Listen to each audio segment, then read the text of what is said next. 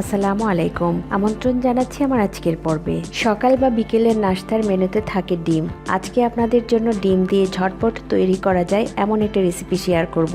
আমার আজকের রেসিপি সেদ্ধ ডিমের পাকোড়া।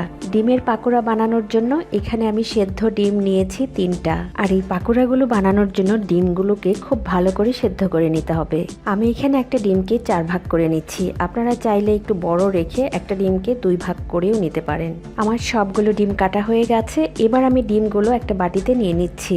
এবার এই ডিমের টুকরোগুলোর মধ্যে সামান্য একটু লাল মরিচ গুঁড়ো আর লবণ মাখিয়ে নিচ্ছি। লবণ আর মরিচ গুঁড়োর মিশ্রণটা আমি ডিমের মধ্যে এভাবে একটু ছড়িয়ে ছড়িয়ে দিয়ে দিচ্ছি। এবার বাটিটা হাত দিয়ে ধরে একটু ঝাঁকিয়ে মিশিয়ে নিব। ডিমের পাকোড়াগুলো বানানোর জন্য আমাদের একটা ব্যাটার তৈরি করতে হবে। এবার একটা বাটির মধ্যে নিয়ে নিচ্ছি আধা কাপ বেসন, সাথে দিয়ে দিচ্ছি 1/4 কাপ চালের গুঁড়ো। চালের গুঁড়ো কিন্তু পাকোড়াগুলোকে ক্রিস্পি করবে। এর সাথে কিছু মশলা অ্যাড করব।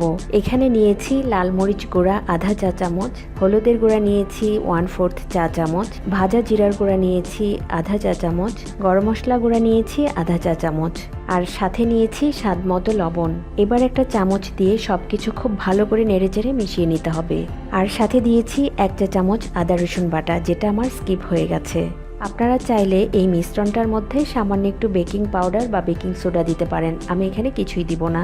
এবার স্বাভাবিক তাপমাত্রার পানি দিয়ে একটা ব্যাটার তৈরি করে নিতে হবে। পাকোড়াগুলো বানানোর জন্য এই ব্যাটারটা কিন্তু খুব বেশি পাতলা আবার খুব বেশি ঘন হবে না, তবে একটু ঘনই তৈরি করতে হবে। খুব ভালো করে নেড়েচেড়ে নিতে হবে যেন কোনো দানাযুক্ত কিছু না থাকে। আমার এই ব্যাটারটা করতে আধা কাপের চেয়ে একটু বেশি পানি লেগেছে। আমি এখানে কোনো বেকিং সোডা বা বেকিং পাউডার দেইনি। আমি এখানে দিয়ে দিচ্ছি 1 টেবিল চামচ তেল। আপনারা তেলের পরিবর্তে বেকিং সোডা বা বেকিং পাউডারও দিতে পারেন। এবার দিয়ে দিচ্ছি 1 টেবিল চামচ ধনেপাতা কুচি। ধনেপাতা কুচি দিয়ে আবারও মিশ্রণটাকে একটু ভালো করে নেড়ে নিব। বেসনের এই মিশ্রণটা করা হয়ে গেছে। এবার আমরা পাকোড়াগুলো তৈরি করব। পাকোড়াগুলো ডুবো তেলে ভাজতে হবে। চুলায় একটা প্যানের মধ্যে পরিমাণ মতো তেল গরম করে নিয়েছি। এবার একটা একটা করে ডিমের টুকরো নিয়ে ব্যাটারে খুব ভালো করে চুবিয়ে নিতে হবে। আর একটা কাঁটা চামচের সাহায্যে ডিমগুলো আমি তেলে ছেড়ে দিচ্ছি।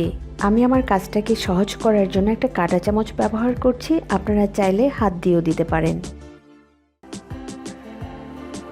পাকোড়াগুলোর একটা পাশ যখন একটু হয়ে যাবে, পাকোড়াগুলো উল্টিয়ে দিব। এইভাবে কয়েকবার করে উল্টিয়ে পাকোড়াগুলো একটু ব্রাউন কালার করে ভেজে নেব। আমার পাকোড়াগুলো ভাজা হয়ে গেছে। এবার তেল ঝরিয়ে একটা প্লেটে টিস্যুর উপর তুলে নিচ্ছি। এইভাবে করে আমি বাকি পাকোড়াগুলোও ভেজে নেব।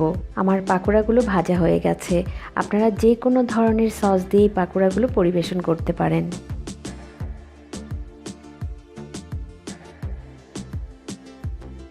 পাকোড়ার উপরটা ক্রিস্পি থাকবে আর খেতে কিন্তু ভীষণ মজা হয়েছে। গরম গরম এই পাকোড়াগুলো যে কোনো ধরনের সস দিয়ে খেতে ভালো লাগবে। আশা করি আজকের এই সহজ রেসিপিটি আপনাদের ভালো লেগেছে। ভালো লাগলে লাইক এবং কমেন্ট করে আমাকে জানাতে পারেন। ভিডিওটি দেখার জন্য সবাইকে অনেক ধন্যবাদ। সবাই খুব ভালো থাকবেন। আল্লাহ হাফিজ।